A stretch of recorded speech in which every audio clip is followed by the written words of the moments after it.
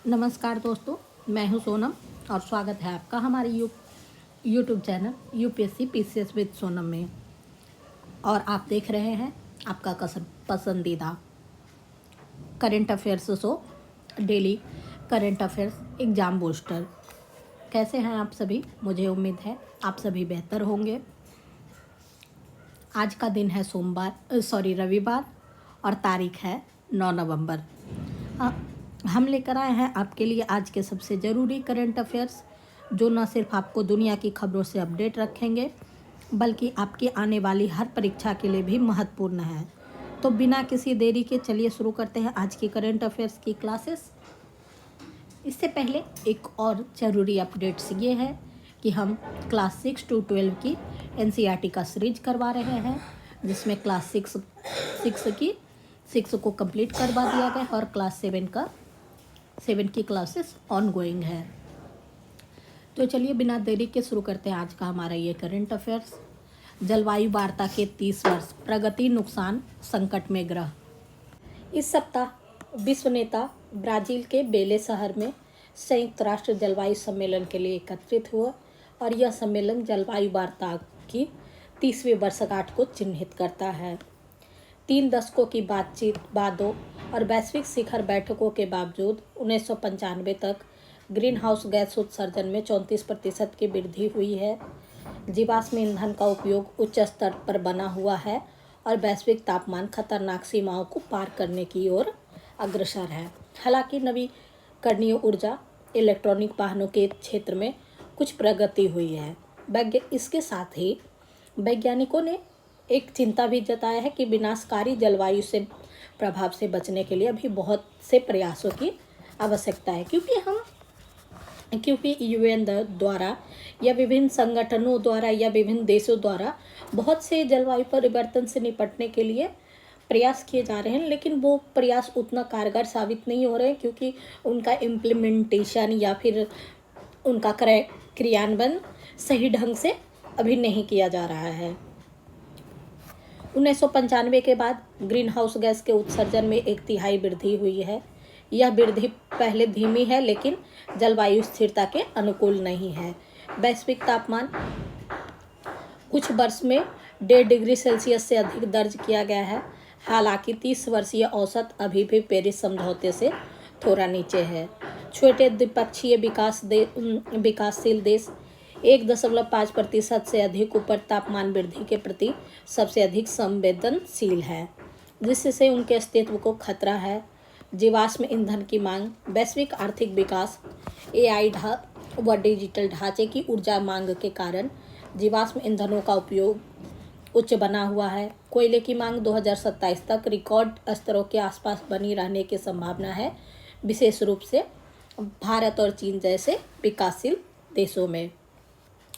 स्वच्छ ऊर्जा में प्रगति, सौर और पवन ऊर्जा का वैश्विक स्तर पर तेजी से विस्तार हुआ है।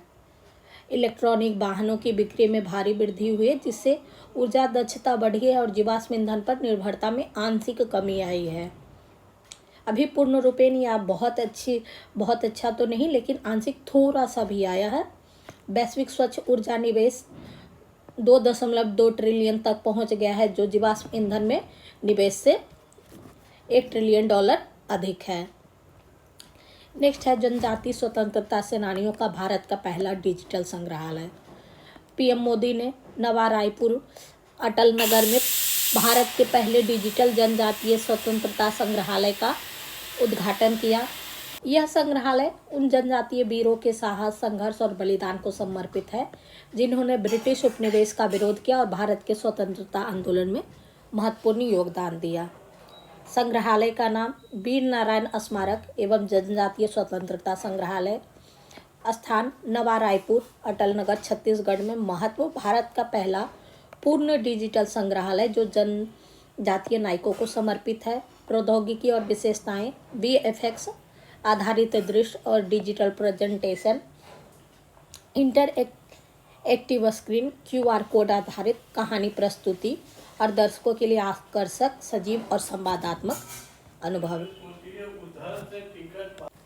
संग्रहालय में प्रदर्शित प्रमुख जनजातीय आंदोलन, हलवा विद्रोह, छत्तीसगढ़ क्षेत्र में ब्रिटिश शासन के विरुद्ध जनजातीय संघर्ष, पारलकोट विद्रोह, औपनिवेशिक शासन के खिलाफ किसान और जनजातीय आंदोलन, सरगुजा विद्रोह, सरगुजा क्षेत्र में स्थानीय जनजातीय नेताओं द्वारा प्रतिरोध, भूमकाल आंदोलन, भूमि और कर नीतियों के खिलाफ विद्रोह, तारापुर और लिंगगिरी आंदोलन, जमीनी स्तर पर जनजातीय विद्रोह और स्वतंत्रता की मांग, रानी चौराई संघर्ष, महिलाओं के नेतृत्व में जनजातीय विद्रोह, झंडा और जंगल सत्याग्रह, अहिंसात्मक और प्रतीकात्मक जनजातीय आंदोलन।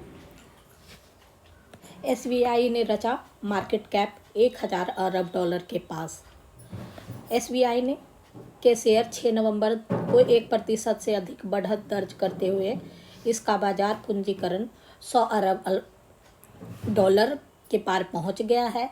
शेयर 1.4% से बढ़कर 971.15 रुपये के उच्च स्तर पर पहुंच गया।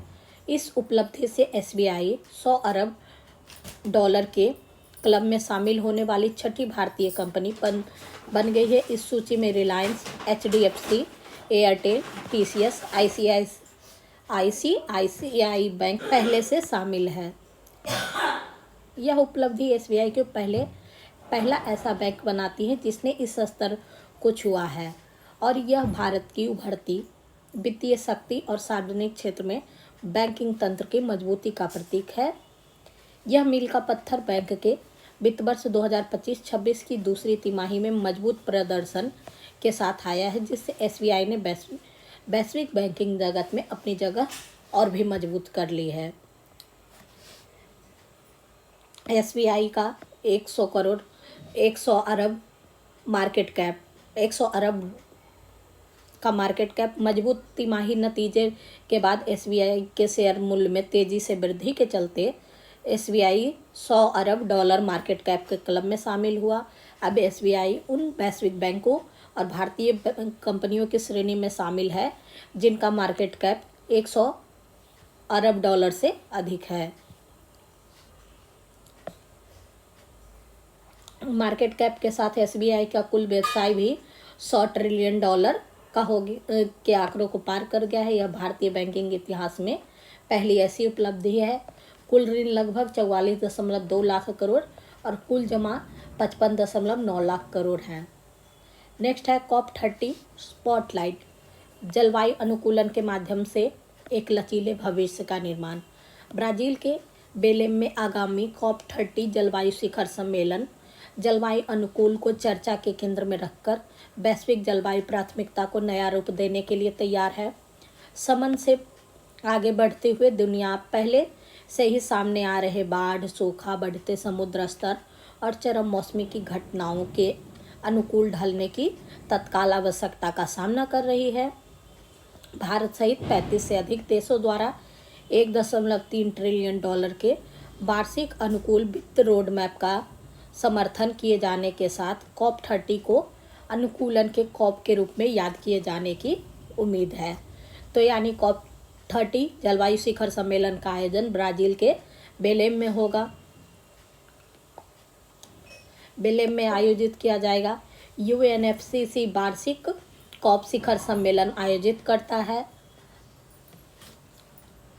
जलवायु अनुकूलन का अर्थ वर्तमान या उपेक्षित जलवायु प्रभावों के साथ समायोजन करना, जबकि समन उत्सर्जन में कमी लाने से संबंधित है। हरित जलवायु कोष की स्थापना 2010 में विकासशील देशों में जलवायु परियोजनाओं के समर्थन के लिए की गई थी। भारत का NAPCC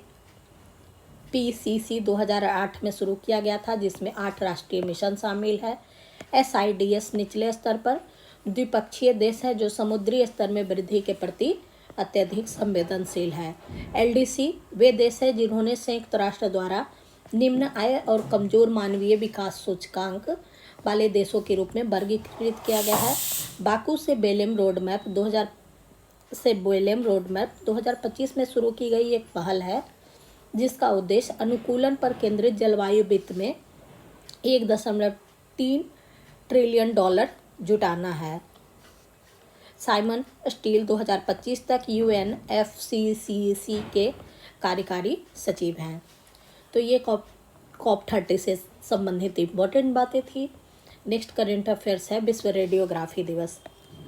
इसकी उत्पत्ति 8 नवंबर 1895 से जुड़ा है, जब जर्मन भौतिक विज्ञान के प्रोफेसर विल्हेम कॉनराड रॉन्टगन ने बुजुर्गबर्ग विश्वविद्यालय में प्रयोग हुए एक्सरे की खोज की। उन्होंने पाया कि एक अदृश्य किरणें ठोस वस्तुओं को भेज सकती है और अंदरूनी संरचनाओं की छवि को फोटोग्राफी प्लेट पर उकेर सकती है।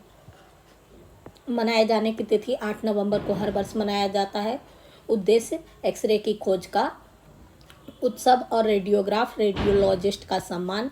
एक्सरे की खोज विल्हेम कॉनराड रॉन्टगन द्वारा किया गया था। पहला नोबेल भौतिकी पुरस्कार 1901 में रॉन्टगन को एक्सरे की खोज के लिए दिया गया था। घोषणा करने वाली संस्थान international society of radiographers and radiological technologist. Next है मानिक विश्वकर्मा, मिस यूनिवर्स 2025 में भारत की उज्ज्वल आशा। मोनिका विश्वकर्मा राजस्थान की 22 वर्षीय युवती है जो थाईलैंड में आयोजित मिस यूनिवर्स 2025 प्रतियोगिता में भारत का प्रतिनिधित्व कर रही हैं। अगस्त 2025 में उन्होंने मिस यूनिवर्स 2025 का ताज पहनकर देश का मान बढ़ाया था।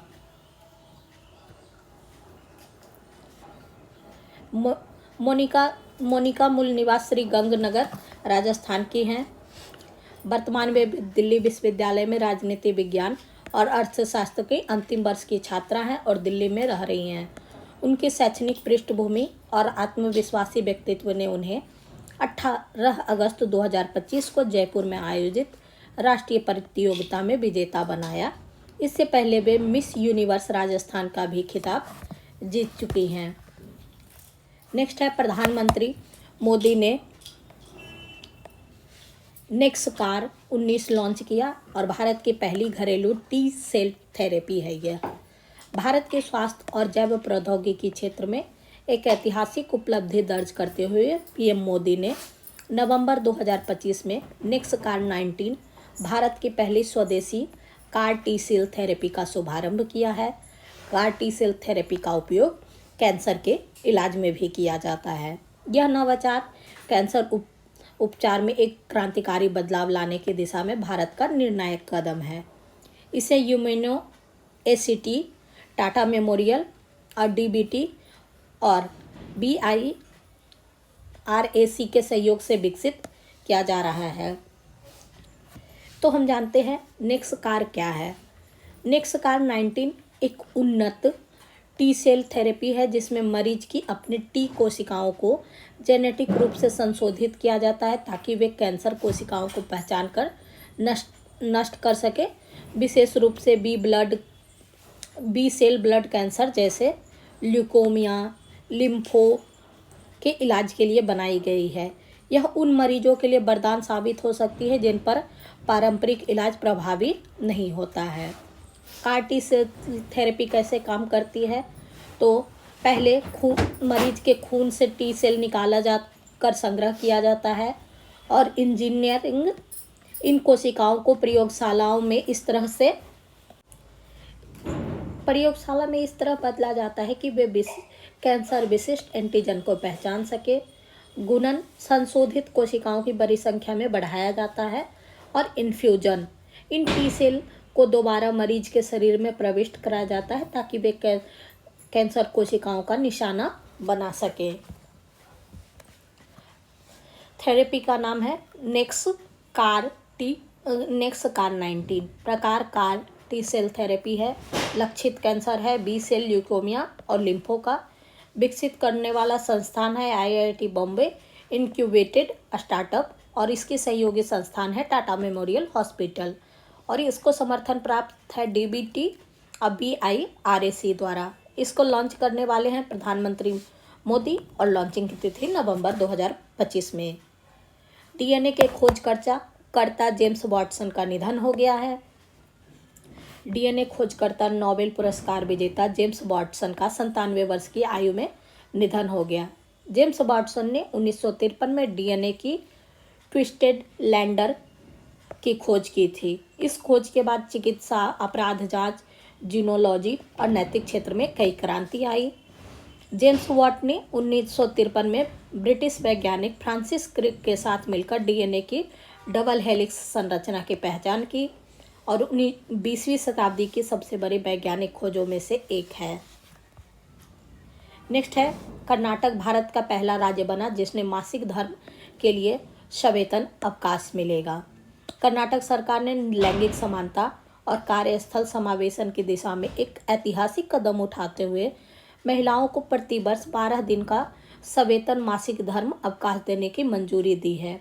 यह नीति सार्वजनिक और निजी क्षेत्र दोनों पर लागू होगी, जिससे राज्य भारत का पहला प्रदेश बन गया है जिसने इस तरह का व्यापक कदम उठाया। इसके लाभार्थी है कर्नाटक की सभी महिला कर्मचारी, निजी और सार्वजनिक दोनों क्षेत्रों की। अवकाश की अवधि प्रति माह 1 दिन और प्रति वर्ष 12 दिन। उद्देश्य महिलाओं के स्वास्थ्य, गरिमा और कार्य क्षमता को समर्थन देना। लागू क्षेत्र है सभी सार्वजनिक, निजी और औद्योगिक प्रतिष्ठान में। तो आज का हमारा ये इम्पोर्टेंट करेंट अफेयर्स यहीं पे समाप्त होता है। कल फिर हम मिलेंगे नए अपडेट्स के साथ, और साथ ही हमारा एनसीईआरटी का सीरीज देखना ना भूलें। और अगर आपका कोई सुझाव है या आप हमारे समर्थन में कुछ कहना चाहते हैं तो कृपया कर कमेंट बॉक्स में कमेंट करें। हमें आपके सुझाव और सहयोग का इंतज़ार रहेगा। Thank you for watching. Keep connected, पढ़ते रहें, आगे बढ़